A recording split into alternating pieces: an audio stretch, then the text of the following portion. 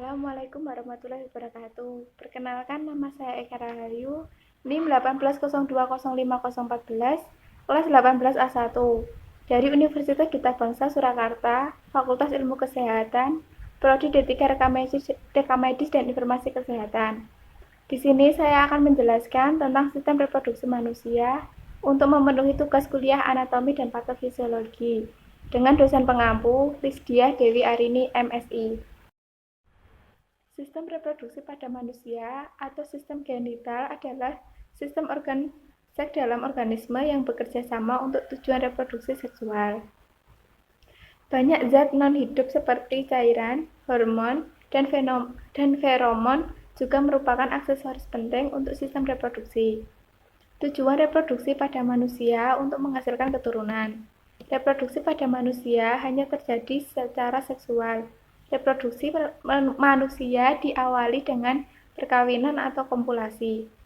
Umumnya, kopulasi diikuti dengan perubahan internal. Fertilisasi merupakan penyatuan sperma dengan ovum, kemudian sperma dibentuk dalam proses spermatogenesis, sedangkan ovum dibentuk dengan proses oogenesis.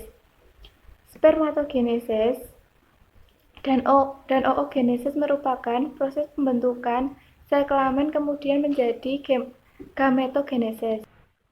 Organ reproduksi pria mempunyai dua fungsi reproduksi, yaitu 1. Reproduksi sel kelamin atau sperma.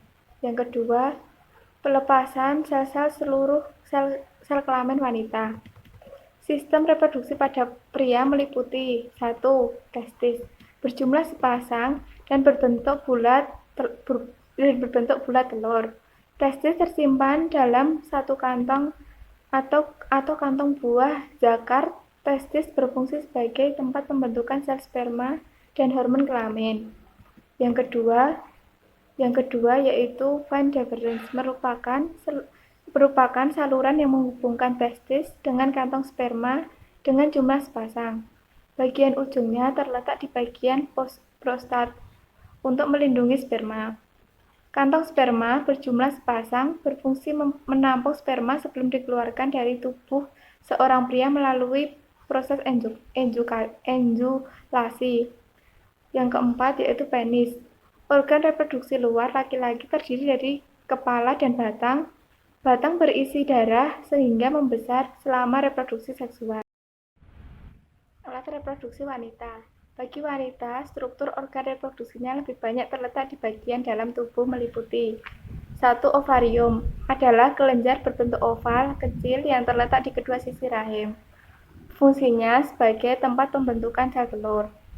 Yang kedua, tuba fallopi merupakan organ ini terbentuk tabung kecil yang menempel bagian atas rahim, yaitu sebagai tempat pembentukan sel telur dan sperma. Sel telur oleh sperma. Yang ketiga, uterus atau rahim adalah organ berongga berbentuk seperti buah pir yang merupakan tempat bagi rahim berkembang semasa kehamilan.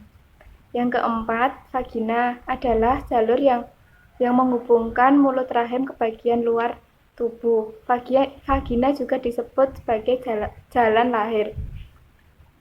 Sistem reproduksi pada manusia baik itu pria maupun wanita memiliki keunikan dengan fungsinya masing-masing. Kesehatan setiap orang dalam sistem reproduksi perlu dijaga dengan baik, dimulai dari pola hidup sehat hingga perilaku seksual yang aman, demi menunjang proses reproduksi dan kesehatan tubuh secara keseluruhan. Spermatogenesis. Proses spermatogenesis yaitu spermatositogenesis, merupakan proses pembelahan sel dari spermatorium menjadi spermat. Merupakan tahap awal dari spermatogenesis yaitu peristiwa pembelahan spermatorium.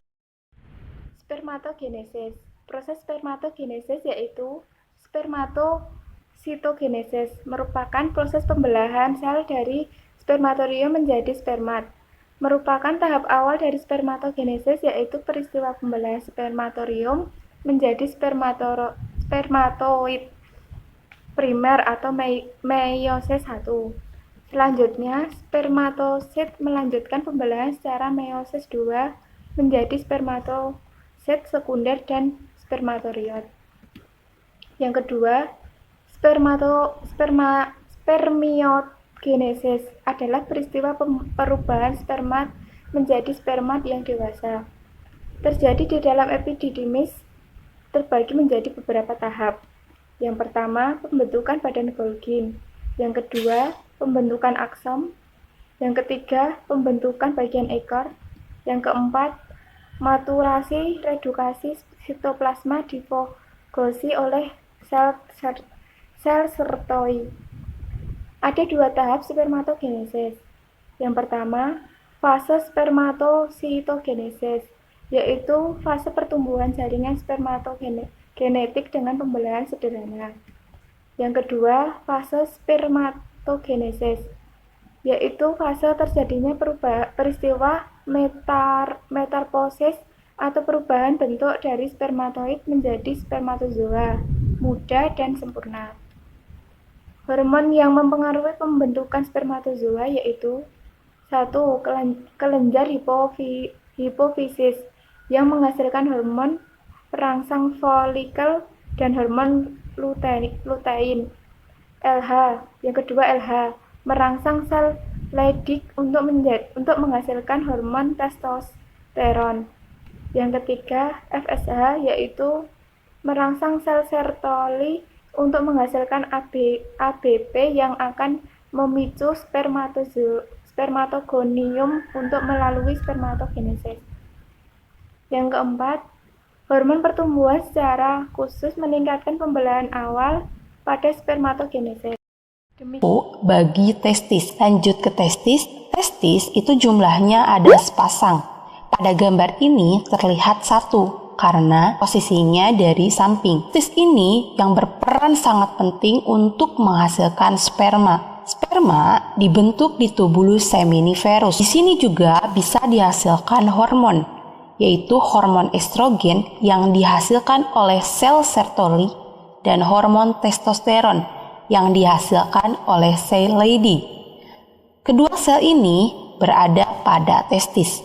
Jadi di testis ada 3 komponen. Yang pertama, tubulus seminiferus, tempat pembentukan sperma. Yang kedua, ada sel Sertoli untuk menghasilkan estrogen dan ada sel Leydig untuk menghasilkan testosteron.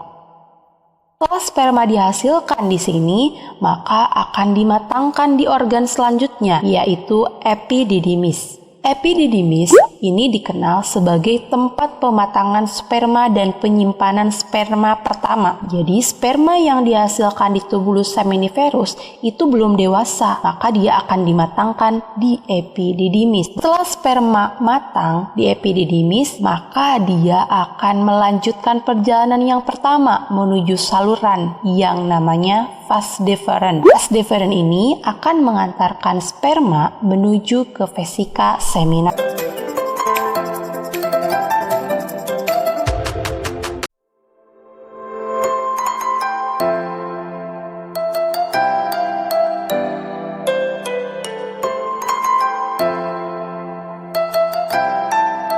Sekian penjelasan tentang materi sistem reproduksi manusia yang dapat saya sampaikan. Apabila ada salah kata, mohon maaf.